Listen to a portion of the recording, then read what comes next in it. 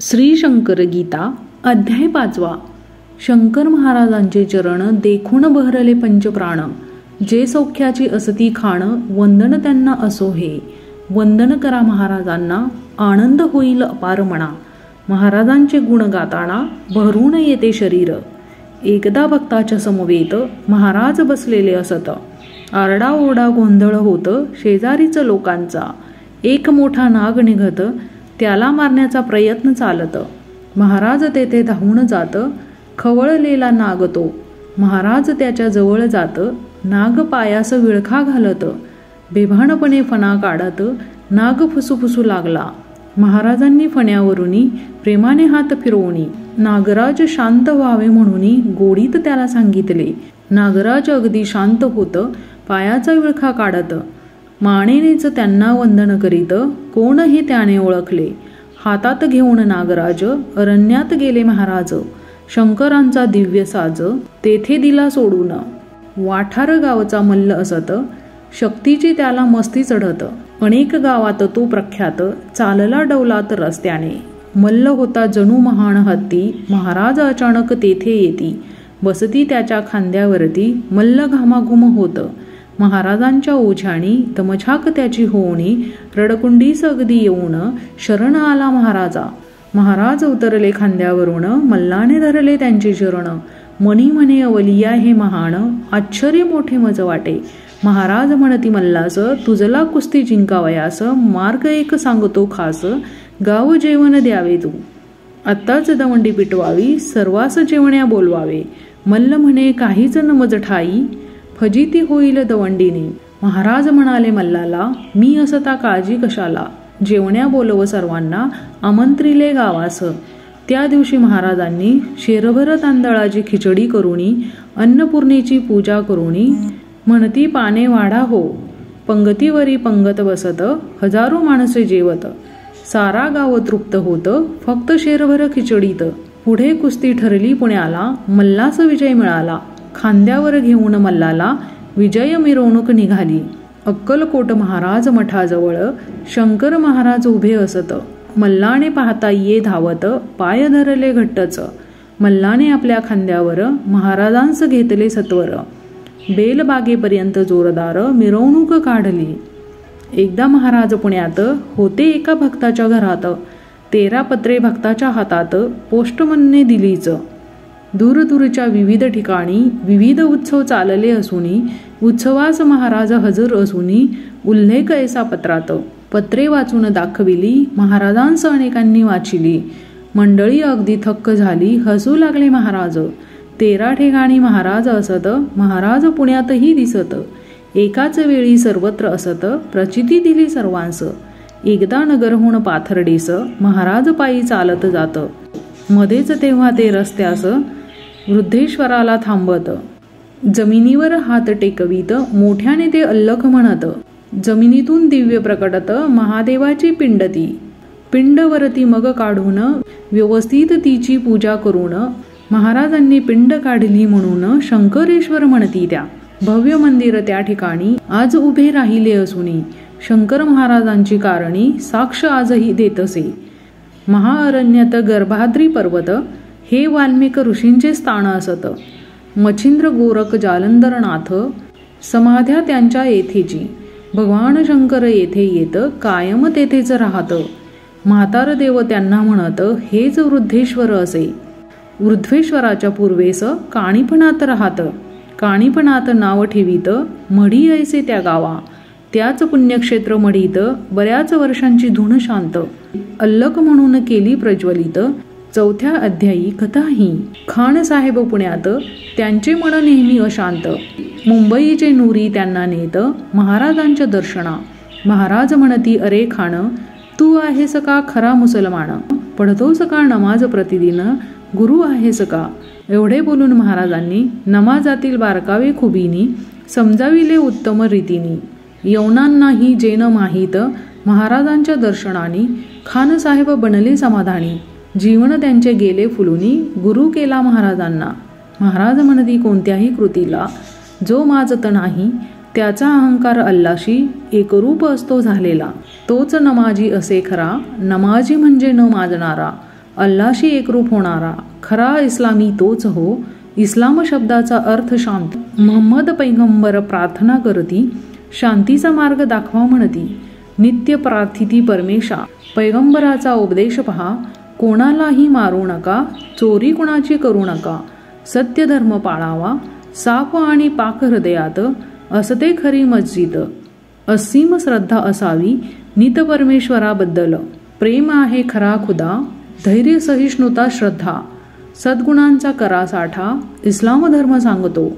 महाराजांना मुसलमान विचारती शंका प्रश्न, ऐसी त्यांना उत्तरे देऊन समाधान करती सर्वांचे. निरंजन महाराज पुण्यतिथीस, महाराज जात हैदराबादेस. हैदराबादचे लोक महाराजांस म्हणत होते अवलिया. हैदराबादचे प्रख्यात भटजी बापू महान संत, श्रेष्ठ अधिकारी परमार्थात. कथा त्यांच्या प्रख्यात. वासुदेव केशव अघोर शास्त्री, वडील माझे तज्ज्ञ शास्त्री. याज्ञिकी ख्यात ज्योतिष शास्त्री, पुराणिक ते पट्टीचे. भागवत सप्ताह करण्यात अनेक मानपत्रे त्यांना मिळत. भटजी बापूंनी हैदराबादेत सप्ताह त्यांचा ऐकिला. ऐकून सप्ताह समस्त भटजी बापू खुश होत. शुक्राचार्य ऐसी पदवी देत समारंभपूर्वक. या भटजी बापूस महाराज देत मार्गदर्शन आशीर्वाद. भटजी बापूंच्या जीवनात आध्यात्मिक प्रगती झाली. पुण्याजवळील भोर येथे रामजन्माचा उत्सव होतो. एकदा महाराज तेथे जात. प्रचंड गर्दी भक्तांची. रामाचा जय जयकार चालत. जन्माची वेळ जवळ येत. महाराज शांत ध्यानस्थ बसत. वेळ झाली जन्माची. महाराजांकडे सारे बघत. महाराज अदृश्य झनी होत. प्रत्यक्ष प्रभू रामचंद्र प्रकटत महाराजांच्या ठिकाणी. दशरथी रामाचे साक्षात दर्शन घेती सारे भक्त. दर्शन घेताच पुन्हा दिसत शंकर महाराज स्वयमेव. पुण्यात संस्कृत प्राध्यापक देव महाराजांचं माहिती विचारत. महाराज देवांना सांगत, उघडा ग्रंथ घेऊनी. कोणता घ्यावयाचा ग्रंथ, कोणते पान उघडणे असत, हे महाराज काही न सांगत. कोडे पडले देवांना, हातात येईल तो ग्रंथ घेत. उघडेल ते पान उघडत, महाराज देवांना सांगत, आता वाचा पान ते. देव झाले अगदी चकित. जी शंका त्यांच्या मनात, जी माहिती त्यांना हवी असत, तोच मजकूर पानात. जिथे देव झाले चकित, माणसाचे मग काय होत. शंका न विचारता उत्तर मिळत. अधिकार काय वर्णावा. सर चुनीलाल मेहता गुजराती, ब्रिटिशांच्या गव्हर्नर पदावरती. मुंबईस त्यांचे वास्तव्य असूनी विद्वान श्रीमंत अत्यंत. 1944 या इसवी सणास ही घटना असे घडत. मोठे सात्विक मेहता, पाश्चात्य पौरात्य तत्वज्ञानांचा अभ्यास व्यासंग मोठा त्यांचा. प्रवचने व्याख्याने यांचा नाद त्यांना भारीच. दर्शने साधू संतांची, दर्शने सकळ देवांची. सर्व तीर्थक्षेत्रांची यात्रा त्यांनी केलीच. व्रते दानधर्म केला फार, परी मनात चिंतेचा भार. कधी भेटल जगदाधार, म्हणून मन अशांत. रावसाहेब मेहेंदळे यांना मेहता म्हणाले एकदा, भगवंताचे दर्शन मजला कोण करून देईल. मेहेंदळे म्हणाले मेहतांना, शंकर महाराजांच्या दर्शना आपण जाऊ, तुमची कामना पूर्ण तेथे होईल. मामा ढेकणे यांच्या सदनी दोघे गेले पहा मिळूनी. महाराज होते त्या सदनी निवांत अगदी बसलेले. आपल्या तीक्ष्ण नजरेनी मेहतांच पाहिले महाराजांनी. मेहतांचे अष्टभाव आले फुलूनी. पाहू लागले महाराजा. क्षणात लख वीज उसळे, कोटी सूर्याचे तेज फाकले. अत्यंत मोहक रूप प्रकटले भगवान श्री विष्णूंचे. शंकर महाराज गुप्त झाले, तिथे भगवान विष्णू प्रकटले. मेहतांस गहिवरून आले, भरले नयन शून्य. चतुर्भुज विष्णूवरती छत्र, हाती गदा शंख चक्र. पाहता संतुष्ट होती नेत्र, अपूर्व भगवंत दर्शन. लगेच मेहता धावत गेले, महाराजांचे चरण धरले. डोळ्यांतून अश्रू वाहू लागले. अभिषेक चरणी चालला. मुखातून चालले पुरुष सुक्त. काही वेळ असाच जात. नंतर पुरुष सुक्त थांबत. अभिषेकही संपला. मेहता चरणा मिठी मारत. चतुर्भुज विष्णू असता पाहात. शंकर महाराज प्रकटत. धन्य झाले मेहता. प्रत्यक्ष विष्णूंचे घडावे दर्शन. ओढ ही मेहतांची महान. ती इच्छा होता पूर्ण. शांत झाले मेहता. महाराजांचे दर्शन झाले. मेहतांचे जीवन बदलले. आनंदाने अगदी भरले. आनंदी आनंदच. पानिपताच्या लढाईत अपूर्व शौर्य जे गाजवित, ते मेहेंदळे आप्पा बळवंत सरदार होते प्रख्यात. यांच्याच नावाचा पुण्यात आप्पा बळवंत चौक असत. भव्य वाडा या चौकात मेहेंदळेंचा असेच. यांचे वंशज त्या वाड्यात राहतात सरदार बॅरिस्टर रावसाहेब मेहेंदळे असत. पत्नी ताईसाहेब. ताईसाहेब गायन भजन प्रवचन कीर्तन सुंदर करीत मन लावून कार्यक्रम त्यांच्याच वाड्यात. त्यांच्या कीर्तन प्रवचनाला हॉल नेहमी भरलेला. नित्य गर्दी वाड्याला. उत्सव होती सर्वही. महाराजही या वाड्यात नेहमी जात असत. कसा महाराजांचा संबंध येत हीही कथा नवलाची. रावसाहेब मुंबईस असत. प्रथम पत्नी निवर्तत असून राजेश्वर्य समस्त उद्ध्वस्त जीवन झाले. मुंबई सोडून ते पुण्यात येत.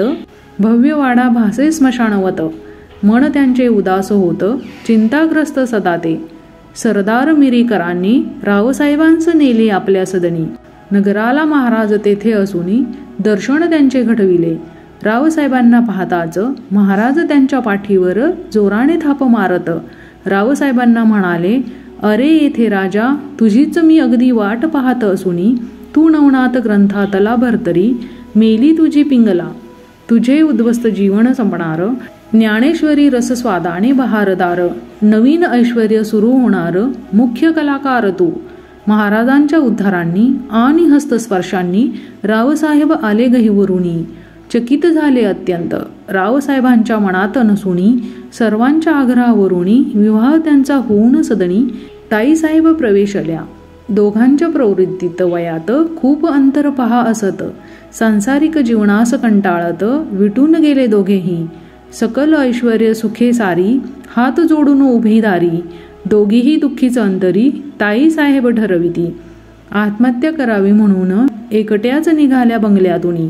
समुद्राजवळ आल्या झणी निरोप घेण्या जगताचा. स्वामी समर्थांचे मंदिर दिसत. जाऊन दर्शन असता घेत. सतत स्पष्ट ध्वनी ऐकू येत. अष्टावक्र गीता हा. तेथे तर कोणीही नसत. मग शब्द हे कोण पुकारत. अष्टावक्र गीता काय असत. कोण संदेश देतसे. बाहेर आल्या संभ्रमात तोच रावसाहेबांचे मित्र नुरी दिसत. फिरावयाला एकट्याच कशा येत. विचारून नेले घरात. प्रधानांकडे महाराज असत. रावसाहेबांना निरोप देत. दोघेही महाराजांच्या दर्शनास जात. महाराज म्हणाले ताईंना, ये बेबी बैस माझ्यासमोर. रावसाहेब म्हणाले नंतर, मी बेबीला खाल्लं बरं. गिळून टाकले बेबीला. महाराजांच्या उद्गारांनी ताईसाहेब गेल्या बदलुनी. रावसाहेब आले बहरूनी. पूर्ण दोघे बदलले. प्रवचने ज्ञानेश्वरीवरती करीत जा महाराज म्हणती आणि आशीर्वादही देती ताईसाहेबांना ते. इतकी प्रवचने त्यांची छान. ऐकता हरपे देहभान. वाटे ताईंच्याच मुखातून प्रत्यक्ष महाराज बोलत.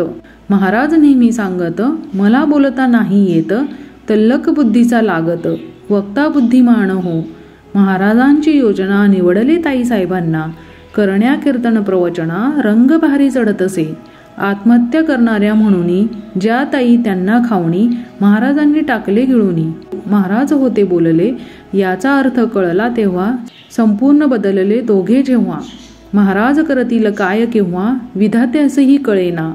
महाराजांच्या कृपेने मेहेंदळे पती-पत्नी संसारात अगदी आनंदोनी.